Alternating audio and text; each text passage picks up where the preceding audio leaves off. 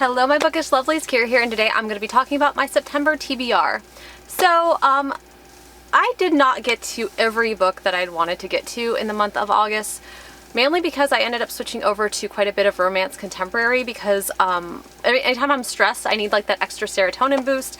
So there are a few things like that I am including on this from last month because I was not able to get to them. So last month I was supposed to read Valor and I was bad and I did not get to Valor. This is the second book in the Faithful and the Fallen series by John Gwynne, which is an epic fantasy with Vikings, kind of a Game of Thrones vibe, as well as mainly distinctly giants, which I don't see a ton of fantasy series mainly geared towards giants. Well, I wanted to get to this one in the month of September and hopefully get to this one also. This one is actually the biggest one in the series. It's like over 700 pages long.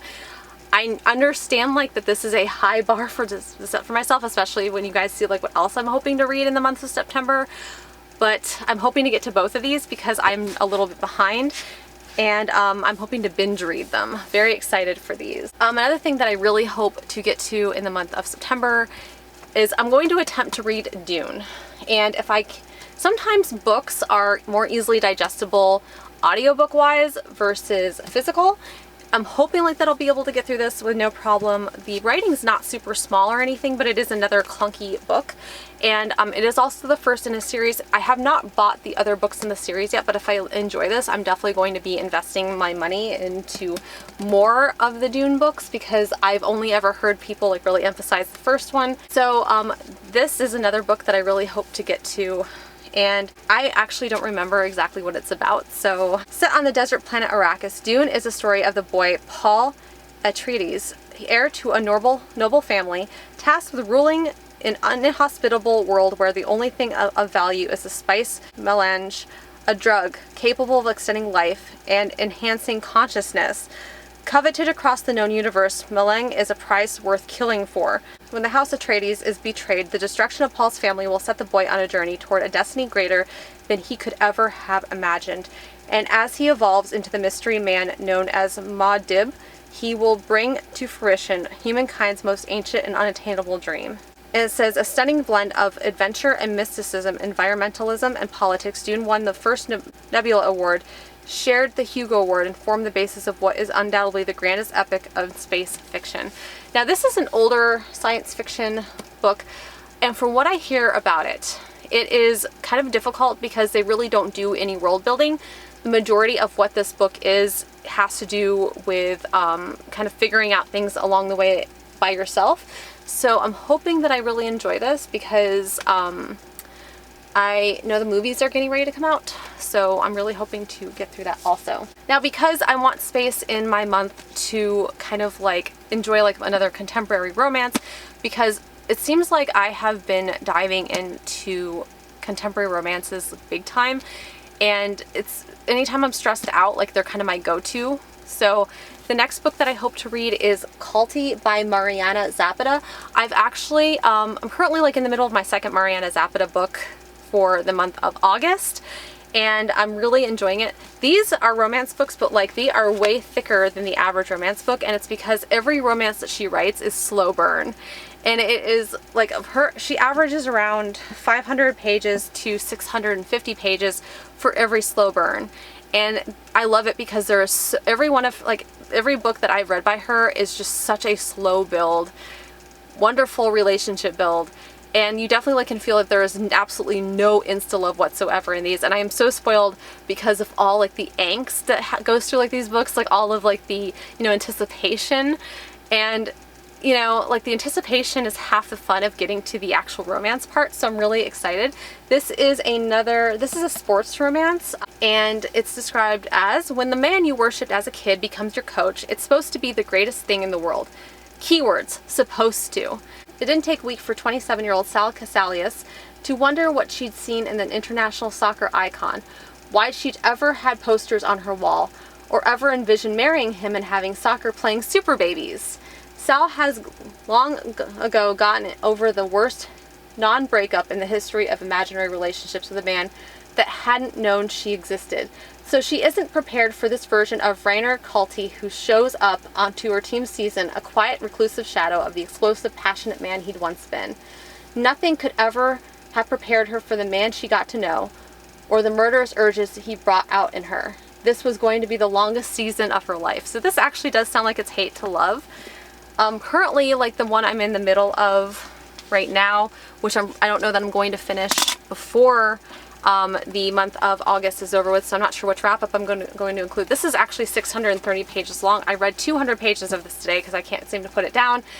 And this is actually about a girl who is a personal assistant to the Wall of Winnipeg, who happens to be a very closed and cold person, very unappreciative, and she ends up storming out and leaving him completely like high and dry because she just can't take it anymore. And I love it because like not only does this have my favorite trope, which is the hate to love, but this also has a fake marriage trope in it.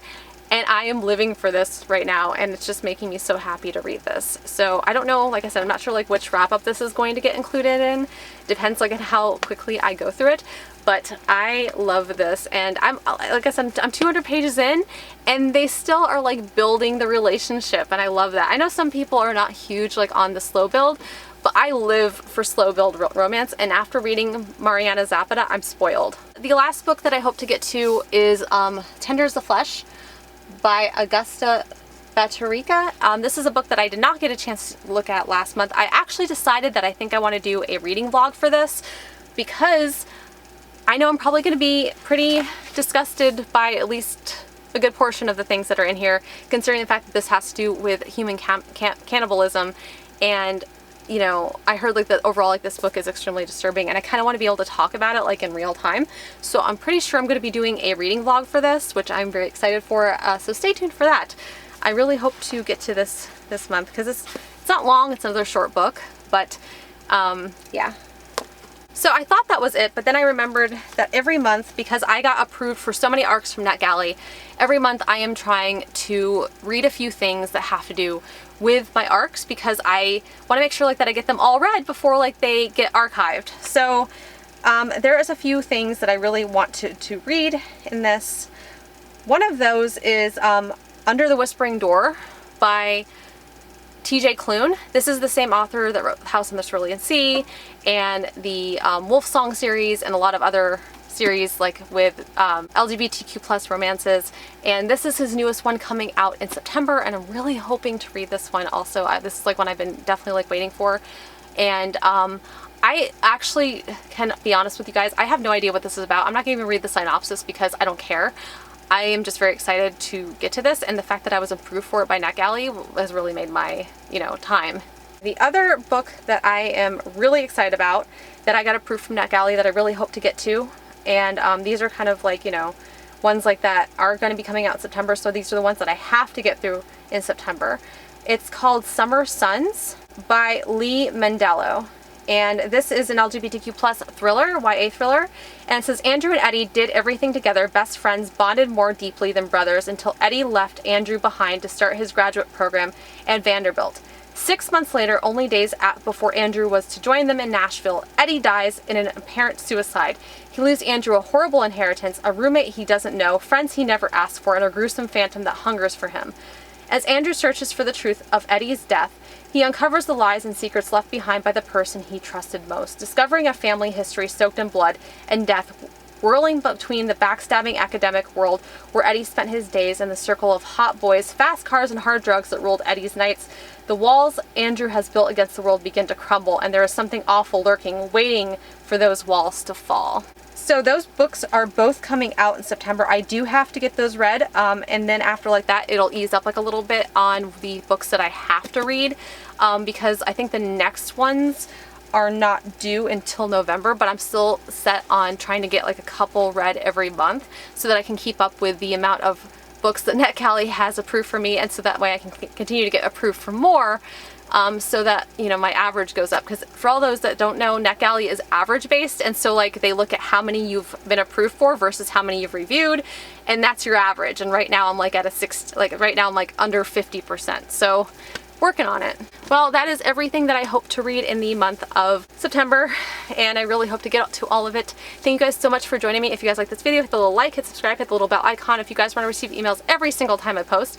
I'm also on Amazon, Goodreads, Instagram, and Twitter. Those links are linked in the description below, and I have a link to TikTok. Thank you guys so much for joining me, and I hope to see you guys again very soon.